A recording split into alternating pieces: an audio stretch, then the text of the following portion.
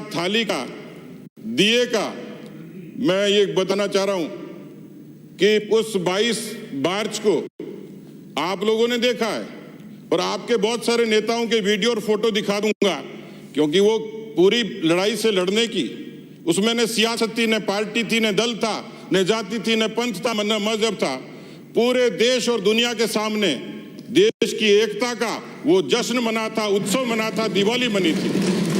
आपको तकलीफ थी उसकी, आपको तकलीफ तो 5 अगस्त की भी थी। आप सूर्यगढ़ में पता नहीं क्या क्या कर रहे थे, लेकिन देश तो जश्न मना रहा था श्री राम जन्मभूमि के उस शुभारंभ का। माननीय सभापति महोदय, ये जय श्री राम, लेकिन एक दिया सूर्यगढ़ में जला लेते तो देश की जनता देखती उसको अच्छे से। मैं निवेदन करना चाह रहा हूं सभापति महोदय, न तो ताली से काम चला, न थाली से काम चला। अब तो एक ताबीज और दिलवा दो, आप देखें शायद उससे कुछ हो जाए। मुझे लग रहा है कि आपको रघु शर्मा जी की सेवाएं लेने की आवश्यकता है।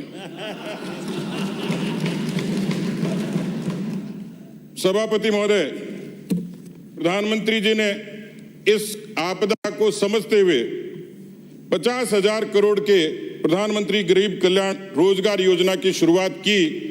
राजस्थान के भी 22 जिले हैं। मैं निवेदन करूंगा सरकार से कम जब केंद्र ने इतनी मेहरबानी की है तो उसको ठीक से लागू करवा लें। प्रधानमंत्री गरीब कल्याण योजना 1,76,000 करोड़ का प्रावधान, ये कागजी नहीं था, ये जमीनों पर है। आप उसकी क्रियान्विति करा लें तो राजस्थान की आवाम का भला हो जाएगा। जिस 20 लाख करोड़ के पैकेज का आपने उपहास उड़ाया, राजस्थान में 4.5 लाख MSME हैं, उसमें 26 लाख लोग रोजगार पाते हैं राजस्थान के। यहाँ पर 50 लाख जिस स्ट्रीट वेंडर्स के 10,000 के लोन की घोषणा की थी, राजस्थान में भी 10 लाख स्ट्रीट वेंडर्स हैं। आप में यदि हिम्मत हो, आप उसको एग्जीक्यूट किए, केंद्र की सरकार ने आपको पैसा दिया है। आप किसानों की बात करते हो, 2.5 लाख किसान क्रेडिट कार्ड इसी पैकेज का हिस्सा है।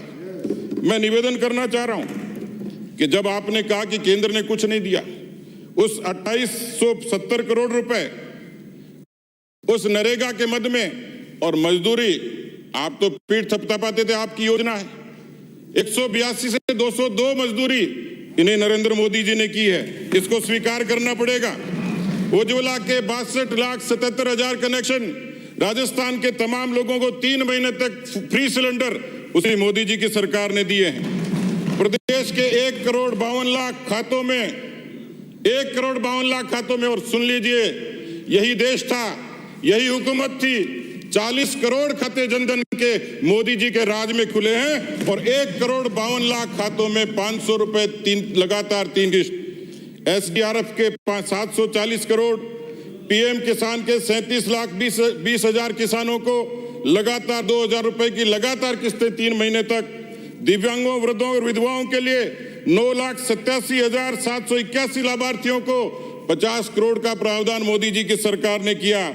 DMFT के 2765 करोड़ रुपए बनते हैं। 30% हेल्थ सर्विसेज पर 830 करोड़ रुपए इन्हीं मोदी जी की अनुशंसा पर आपको मिले। माननीय चिकित्सा मंत्री जी को 1780 करोड़ रुपए स्वास्थ्य सेवाओं के सुदृढ़ीकरण के लिए भारत की सरकार ने अप्रैल में आपको दे दिए थे। FCI ने 5 अप्रैल को 34,000 मैट्रिक टन ये अनाज आपको राजस्थान की सरकार को दिया था। और जो 2500 रुपए की आप पीठ थपथपा रहे थे, राजस्थान की जनता को तो पता नहीं होगा, आपने फुसला लिया होगा, लेकिन श्रम और रोजगार मंत्रालय के आदेश से 2500 रुपए जो आप लोगों ने दिए थे वो भारत सरकार के प्रावधान थे जो आपको मिले। मैं निवेदन करना चाह रहा हूं माननीय सभापति महोदय, राजस्थान के आप लोगों ने प्रवासियों की फिक्र करी, लेकिन आप चौंक जाएंगे। देखिए, पहले हकीकत सुनिए। 16 लाख आपने बताया सुबह, 16 लाख इस तरीके के मजदूर आए। उसके अलावा आपने 55 लाख लोगों का, श्रमिकों का पंजीयन किया और आपका वेब पोर्टल राजकौशल। माननीय सभापति महोदय, प्रवासी मजदूर आए, कुवैत से भी आए, प्रवासी मजदूर बंबई से, अहमदाबाद से, हैदराबाद से, चेन्नई से, बेंगलोर से आए।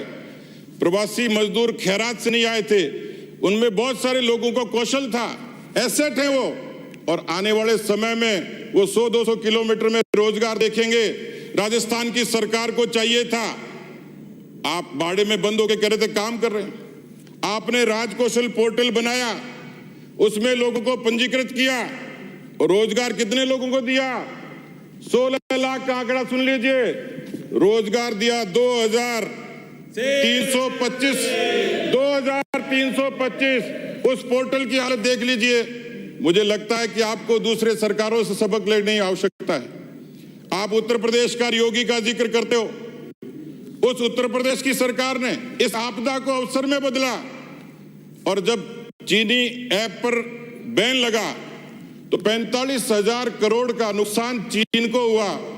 21,000 करोड़ का फायदा भारत को होगा, क्योंकि 21,000 करोड़ रुपए वो हिस्सा भारत का ज्यादा था।